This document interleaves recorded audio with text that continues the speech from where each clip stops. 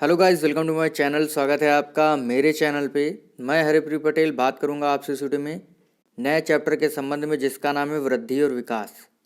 अगर इस चैप्टर की बात करें तो चाहे वो सीटेट हो या टेट हो, सभी में 1 या 2 नंबर के प्रश्न आते ही हैं। ये हमारा 5वां पार्ट है 500 MCQs की सीरीज का। अगर आपने पहले के 4 पार्ट नहीं देखे हैं तो ज़रूर देखिएगा। डिस्क्रिप्शन में आपको प्लेलिस्ट का लिंक दे दिया जाएगा। चैनल पर अगर आप पहली बार आए हैं, चैनल सब्सक्राइब कर लीजिएगा, बेल आइकन दबा दीजिएगा, जिससे कि आपको नई वीडियोस की नोटिफिकेशन समय से मिलती रहे। देखिए, पिछले वीडियो की आपको लिंक जो है, 4 जो वीडियोस हैं उसका लिंक तो मिल जाएगा। उसके साथ साथ आपको थ्योरेटिकल पोर्शन के और भी अन्य वीडियोस है बाल विकास के, तो वो भी आप देख सकते हैं। उसका लिंक आपको डिस्क्रिप्शन में दे दिया जाएगा। वीडियो अगर आपको अच्छा लगे लाइक कर दीजिएगा, शेयर कर दीजिएगा। वीडियो आपके लिए बहुत ही महत्वपूर्ण है, पूरा वीडियो देखिएगा। पहला प्रश्न हमारा, अपने आप को प्रेम करने की प्रवृत्ति क्या कहलाती है? अहंकारी प्रवृत्ति, नार्सिज्म की प्रवृत्ति, हिप्नोटिज्म की प्रवृत्ति या आत्म केंद्रित प्रवृत्ति। देखिए, स्वयं को प्रेम करने की जो प्रवृत्ति होती है वो कहलाती है नार्सिज्म की प्रवृत्ति। बी ऑप्शन आपका सही होगा। ये जो महोदय हैं ये स्किनर महोदय हैं, आपको पता होना चाहिए। ठीक है, स्किनर महोदय ने जो है क्रिया प्रसूत अनुबंधन सिद्धांत दिया था। अपने सिद्धांत को सिद्ध करने के लिए किस पर सबसे पहले प्रयोग किया था? चूहे पर प्रयोग किया था। फिर किस पर प्रयोग किया था? कबूतर पर। चूहे पर कब प्रयोग किया था? 1938 में। और 1943 में किस पर प्रयोग किया था? कबूतर पर। ठीक है, इस चीज को ध्यान रखिएगा। और स्किनर महोदय अमेरिका के निवासी थे। अगला प्रश्न है, बहुत ही अच्छा प्रश्न है, एग्जाम में पूछा जा सकता है। प्रश्न है, अभिवृद्धि से आशय शरीर तथा शारीरिक अंगों में भार तथा आकार की दृष्टि से वृद्धि होना जिसका मापन संभव है। यानी अभिवृद्धि जो होती है, जो ग्रोथ होती है, उसको मापा जा सकता है। ठीक है, तो ये जो कथन है ये किसका है? हरलाक का है, रॉस का है, सोरेनसन का है या डॉन का है? तो ये कहा है सोरेनसन महोदय ने। क्या कहा है इन्होंने, एक बार पढ़ लेते हैं। अभिवृद्धि से आशय शरीर तथा शारीरिक अंगों में भार तथा आकार की दृष्टि से वृद्धि होना है जिसका मापन संभव है। ठीक है, अगला प्रश्न है, अभिवृद्धि से आशय प्राणी का आकार एवं संरचना में परिवर्तन है, यह किसने कहा है? वेरी वेरी इंपॉर्टेंट परिभाषा है, क्योंकि छोटी छोटी परिभाषाएं जो है वो टेट के एग्जाम में अधिक पूछी जाती हैं, बड़ी परिभाषाएं नहीं पूछी जाती हैं। तो ये कहा है हरलाक महोदय ने। कौन सा ऑप्शन आपका सही है? Option B. क्या कहा है एक बार अच्छे से पढ़ लीजिए। अभिवृद्धि से आशय प्राणी का आकार एवं संरचना में परिवर्तन है। अगला प्रश्न है, विकास जो है, विकास की दिशा क्या होती है? देखिए, जो डेवलपमेंट होता है वो जीवन पर्यंत चलता है। कैसे चलता है? जीवन पर्यंत। ठीक है, और जो इसकी दिशा होती है वो सामान्य से विशिष्ट की ओर होती है। विकास जो होता है सामान्य से विशिष्ट की ओर बढ़ता है। आपका पहला ऑप्शन जो है एकदम सही होगा। अगला प्रश्न है, सिरह पदाभिमुख दिशा सिद्धांत में विकास की दिशा क्या होती है? इंग्लिश में जिसे सिफेलो कार्डवेल कहते हैं। देखिए, इसमें जो दिशा होती है विकास की वो सिर से पैरों की ओर होती है। कहा जाता है सिफेलो कार्डवेल में जो होता है, जो सिरा पदाभिमुख दिशा का सिद्धांत है, इसमें जो विकास होता है वो सिर से पैर की ओर चलता है। यानी आपका ऑप्शन कौन सा सही होगा? ऑप्शन सी सही है आपका। अगला प्रश्न है, विकास के मनोसामाजिक सिद्धांत के प्रतिपादक कौन है? एरिक्सन महोदय, फ्रायड, कोहलर, रास। तो विकास के मनोसामाजिक सिद्धांत के प्रतिपादक जो हैं ये एरिक्सन है। पहला ऑप्शन आपका सही होगा। ठीक है, अगला है, विकास एक कैसी प्रोसेस है? खंडित, निरंतर चलने वाली, पूर्ण या अपूर्ण? तो विकास जो प्रोसेसिंग है वो निरंतर चलने वाली है और लाइफ लॉन्ग चलती है, जीवन पर्यंत चलती है। अगला है, निम्न में से कौन सा विकास का सिद्धांत नहीं है? निरंतर चलने वाली प्रक्रिया नहीं है विकास। विकास की सभी प्रक्रियाएं अंतः संबंधित नहीं हैं। सभी की विकास दर समान नहीं होती है। विकास हमेशा रेखीय होता है। तो डेवलपमेंट का प्रिंसिपल कौन सा है? देखिए, निरंतर चलने वाली प्रोसेस है, इसमें लिखा है नहीं, तो आपका पहला ऑप्शन गलत। दूसरा ऑप्शन है, विकास की सभी प्रक्रियाएं अंतः संबंधित नहीं है, अंतः संबंधित होती हैं, दूसरा ऑप्शन भी गलत। और आपका चौथा जो ऑप्शन है विकास हमेशा रेखीय होता है, रेखीय नहीं होता है। ठीक है, तो आपका सी ऑप्शन सही है, सभी की विकास दर समान नहीं होती है।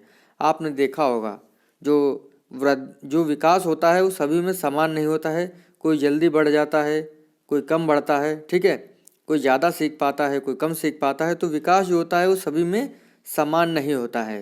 तो विकास का सिद्धांत है सभी की विकास दर समान नहीं होती है। अगला प्रश्न है विकास कभी समाप्त न होने वाली प्रक्रिया है, यह कौन सा सिद्धांत होगा? अंतः संबंध का सिद्धांत, निरंतरता का सिद्धांत, एकीकरण का सिद्धांत या अंतः क्रिया का सिद्धांत? तो आपको समझ में आ रहा होगा, लिखा है विकास कभी ना समाप्त होने वाली प्रोसेस है, यानी निरंतर चलने वाली प्रोसेस है। B option is right.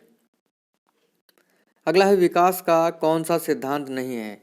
विकास लंबवत ना होकर वर्तुलाकार है, विकास क्रमबद्ध होता है, विकास निरंतर होता है, विकास मशीनी प्रक्रिया है। तो विकास जो है एक मशीन प्रोसेसिंग नहीं है।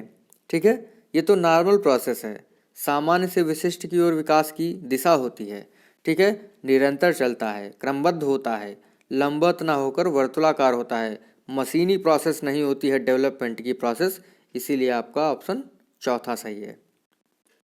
अगला है विकास का सिद्धांत नहीं है, विशिष्ट से सामान्य क्रियाओं का सिद्धांत, निरंतरता का सिद्धांत, विविधता का सिद्धांत, एकीकरण का सिद्धांत। देखिए विकास का जो प्रोसेसिंग है वो सामान्य से विशिष्ट की ओर होता है, ना कि विशिष्ट से सामान्य की ओर। तो आपका पहला ऑप्शन जो है ये आपका विकास का सिद्धांत नहीं है। बाकी निरंतरता का सिद्धांत, विविधता का सिद्धांत, व्यक्तिगत विभिन्नता का सिद्धांत कह सकते हैं इसे, एकीकरण का सिद्धांत, ये जो है विकास के सिद्धांत है। लेकिन पहला आपका जो ऑप्शन है विशिष्ट से सामान्य क्रियाओं का सिद्धांत, ये विकास का सिद्धांत नहीं है। अगला प्रश्न है एक बालक पहले पूरे हाथ फिर उंगलियों को तथा फिर हाथ और उंगलियों को एक साथ चलाना सीखता है। क्या लिखा है? एक हाथ पहले पूरे हाथ को, पूरा जो आपका हाथ है, ठीक है, फिर उंगलियों को तथा फिर हाथ और उंगलियों को एक साथ चलाना सीखता है। यानी पहले जो बच्चा होता है हाथ चलाता है, फिर उंगलियां चलाता है, फिर लिखा है हाथ और उंगलियां एक साथ चलाने लगता है। तो कौन सा सिद्धांत होगा? निरंतरता का सिद्धांत, एकीकरण का सिद्धांत, सामान्य से विशेष की ओर का सिद्धांत, व्यक्तिगत विभिन्नता का सिद्धांत। यानी जो बच्चा है उसने उंगलियों और हाथ में एक जो है एकीकरण बना लिया है, तभी वो जो है हाथ और उंगलियों को एक साथ चलाना सीखता है। तो ये होगा एकीकरण का सिद्धांत। अगला प्रश्न है एक व्यक्ति का दूसरे व्यक्ति से अंतर सार्वभौमिक घटना जान पड़ती है। यह कथन किसका है? रॉस का, नन का, टायलर का, रूसो का? तो ये जो कथन है ये है टायलर का। देखिए इसको कैसे याद रखेंगे, एक व्यक्ति और दूसरा व्यक्ति, यानी एक ये व्यक्ति है दूसरा ये एक व्यक्ति है। टायल आप जो है दीवालों में फर्शों में टाइल लगवाते हैं, तो अंतर देखिए दो व्यक्तियों की जो टाइल लगवाने की जो सोच होगी उसमें अंतर होगा। इस तरीके से आप इसको याद रखिएगा।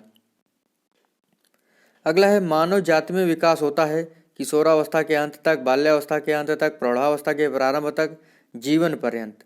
देखिए जो डेवलपमेंट की प्रोसेस होती है वो जीवन पर्यंत चलती है। अगला है मनोलैंगिक विकास का सिद्धांत जो है ये किसने दिया है? नन ने, रूसो ने, फ्रायड ने, टायलर ने। तो मनोलैंगिक विकास का सिद्धांत जो है ये फ्रायड महोदय ने दिया है। इन्होंने 5 अवस्थाएं बताई हैं। ठीक है, कौन कौन सी अवस्थाएं बताई हैं अभी मैं आपको बताता हूँ। 5 अवस्थाएं बताई हैं। पहली अवस्था बताई है मुखावस्था, जिसे ओरल स्टेज कहते हैं। क्या कहते हैं? Oral stage.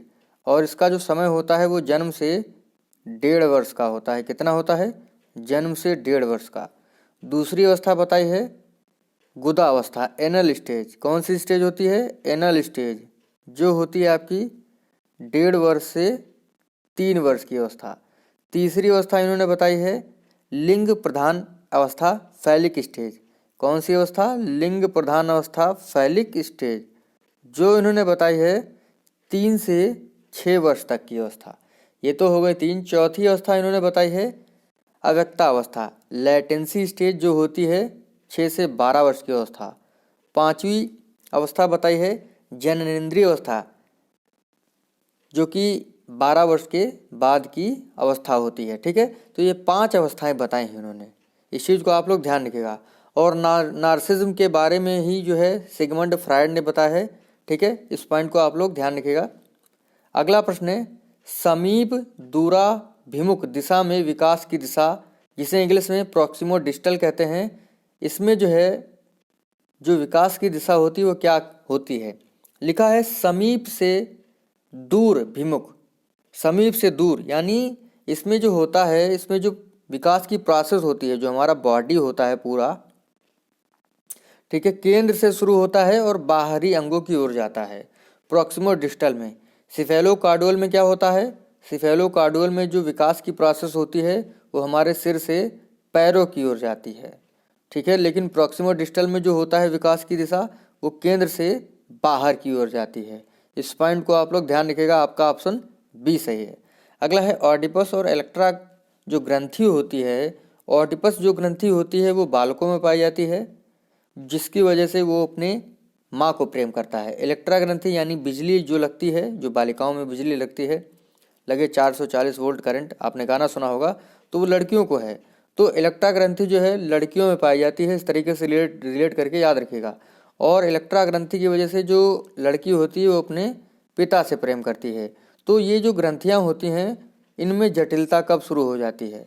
तो ये शैशवावस्था में शुरू हो जाती है। 4 से 6 वर्ष की अवस्था में जो है ये चरम पर होती है। ठीक है, इस चीज़ को आप लोग ध्यान रखिएगा। वैसे देखा गया है शैशवावस्था का समय जो है जन्म से 6 वर्ष का माना जाता है। तो 4 से 6 वर्ष मतलब लिखा है ऑडिपस और इलेक्ट्रा ग्रंथि में जटिलता कब शुरू हो जाती है? 4 से 6 वर्ष में, तो मतलब शैशवावस्था के अंतर्गत आता है।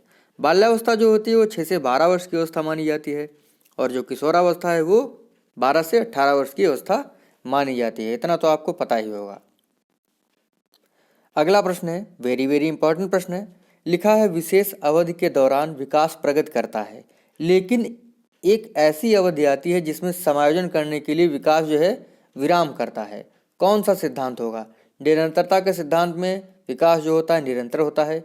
एकीकरण के सिद्धांत में जो होता है मतलब ये किसी चीज़ में समन्वय बना लेता है। ठीक है, व्यक्तिगत भिन्नता यानी विकास जो होता है वो सभी में सामान्य होता है। चक्राकार प्रगति में ऐसा होता है कि विकास जो होता है विकास में जो है प्रगति होती रहती है। ठीक है, लेकिन कुछ ऐसी अवधि आती है जिसमें विकास आराम करता है समायोजन करने के लिए। तो ये आपका होगा चक्राकार प्रगति का सिद्धांत। अगला प्रश्न है, विकास जीव और उसके वातावरण की अंतःक्रिया का प्रतिफल है, यह किसने कहा है? रॉस ने, डार्विन ने, स्किनर ने, नर ने? तो ये कहा है स्किनर महोदय ने। मैंने अभी आपको दिखाया था, स्किनर महोदय को आप फिर से दोबारा देख सकते हैं। अगला और अंतिम प्रश्न हमारे वीडियो का, और आपको ये 20 प्रश्न जो थे अच्छे लगे होंगे, और ये 20 प्रश्नों में से एक प्रश्न एग्ज़ाम में ज़रूर आएगा, गारंटी देता हूँ। क्योंकि इतने सारे चैप्टर हैं बाल विकास में, एक एक दो दो प्रश्न ही तो आते हैं। पता चला 30 नंबर का पेपर है और 30 चैप्टर हैं, तो भैया एक एक नंबर के प्रश्न ही पूछे जाते हैं। तो एक एक चैप्टर आपके लिए बहुत ही महत्वपूर्ण है। तो प्रश्न है, अभिवृद्धि के संबंध में कौन सा कथन सही है? देखें, निश्चित अवधि तक होती है, संख्यात्मक और गुणात्मक होती है, व्यापक अर्थ वाली होती है, मापी नहीं जा सकती है। देखिए, सही कथन है आपका अभिवृद्धि जो होती है वो निश्चित अवधि तक होती है। ठीक है, और जो अभिवृद्धि होती है ये गुणात्मक नहीं होती, ये संख्यात्मक होती है, व्यापक अर्थ वाली नहीं होती है, ये संकुचित अर्थ वाली होती है। और जो अभिवृद्धि होती है, जो ग्रोथ होती है, उसको मापा जा सकता है। ठीक है, तो अभिवृद्धि के संबंध में आपका पहला ऑप्शन सही है, एक निश्चित अवधि तक होती है। अभिवृद्धि जो होती है संख्यात्मक होती है, और व्यापक अर्थ वाला विकास होता है, और विकास जो होता है संख्यात्मक और गुणात्मक दोनों होता है। ठीक है, अभिवृद्धि को मापा जा सकता है लेकिन विकास को मापा नहीं जा सकता है। तो इन पॉइंट्स को ध्यान रखिएगा। बाकी डिटेल से वीडियो अगर आप देखेंगे तो ये जो छोटे छोटे पॉइंट्स हैं आपको समझ में आ जाएंगे। तो इस प्रकार से आज का हमारा जो छोटा सा टॉपिक था अभिवृद्धि और विकास यहीं पर समाप्त होता है। मिलते हैं आपसे अगले वीडियो में। थैंक यू फ्रेंड्स, धन्यवाद।